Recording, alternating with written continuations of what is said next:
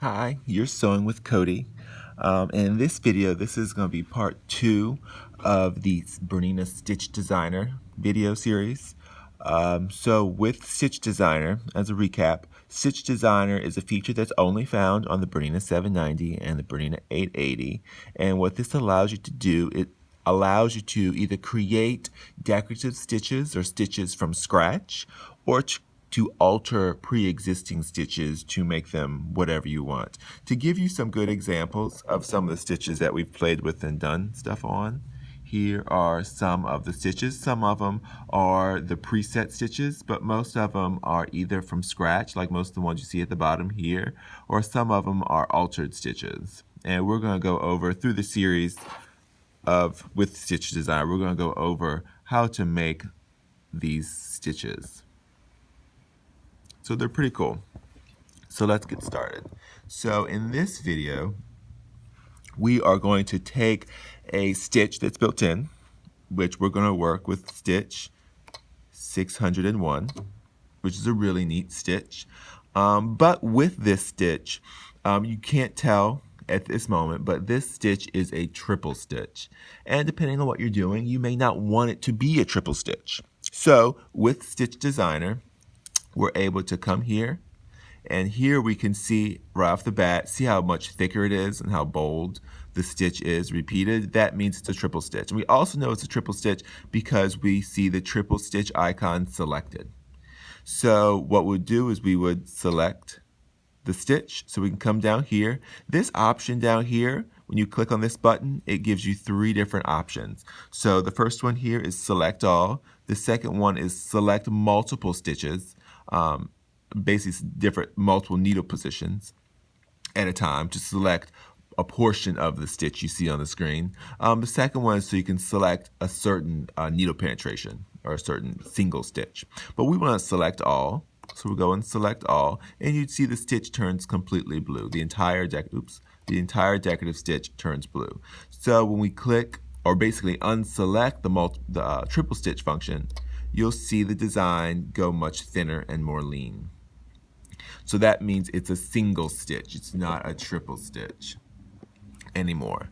So now what we want to do is now we want to alter this stitch. We're actually going to make it a little bit bigger and make it like a totally different stitch.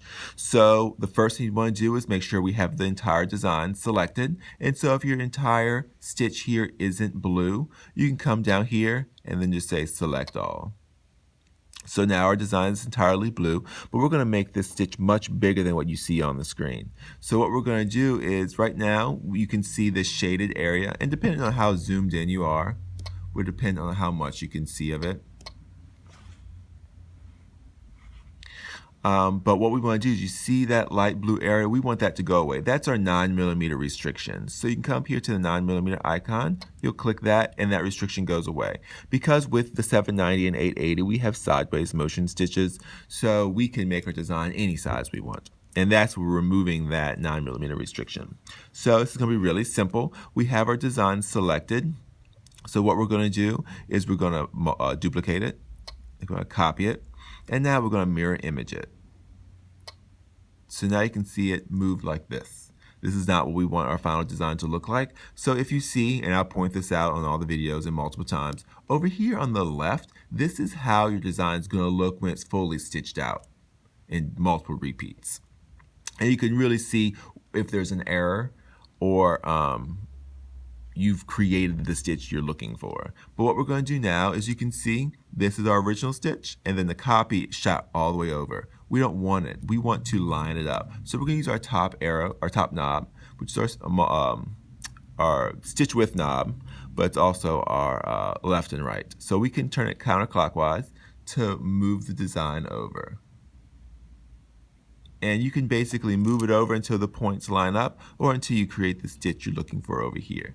Now, if you can see, and sometimes the stitches do crazy things. I'm trying to zoom in so you can see. So if you look, there seems to be an extra stitch right here because there is. So what we're going to do, we're going to kind of line up our design how we want, but I want to delete that stitch because it's causing my overall stitch to create a little hump. And I don't have any explanation for why sometimes this happens, because 9 times out of 10 when I did this, I didn't have that little peak form, but this time I did, which is not a problem. So, but I have my design lined up kind of pretty much how I want it. I just want to eliminate that little extra stitch that forms. So what we're going to do is we're going to come down here.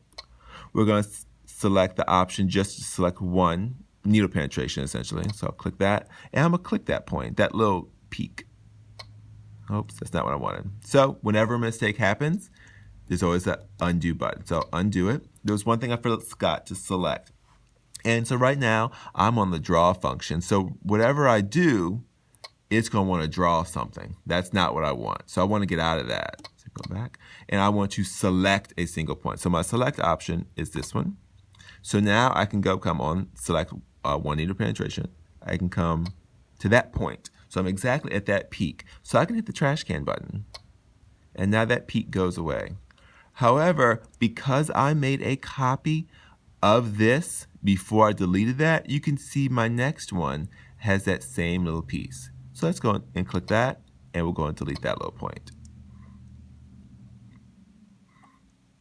So that is your stitch. So if I hit the check mark, you'll see my stitch on the screen.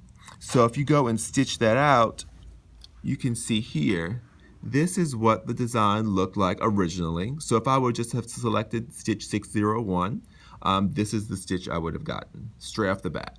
And then we went and took it from a triple stitch and changed it to a single stitch. This is the stitch you got.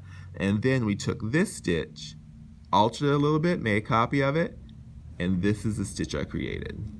And so you can see here, the stitch width is no longer 9, it's now 18.9 millimeters. And so remember, with all our Bernina machine, all our newer model Bernina machines with the touchscreen, the stitch we see and the size we see it on the screen is to scale. So that's the exact size that we have stitched out here. Oops, click something. All right here. So that is the end of Stitch Designer Part 2. And I'll have multiple parts because there's so many things we can do. But this one went over changing a design from a triple stitch to a single stitch, and that works identical to switch a single stitch to a triple stitch, which before I end this video, let's go over and do that. So right now we have a single stitch, and this would react the same way for any stitch. But one thing to remember, not every stitch will stitch out nicely as a triple stitch. But this one we already know will stitch out nicely as a triple stitch because its original form was a triple stitch. So let's go into Stitch Designer, which is right here. Let's turn this design into a triple stitch. So we can come here, select all, and we're going to select the triple stitch function.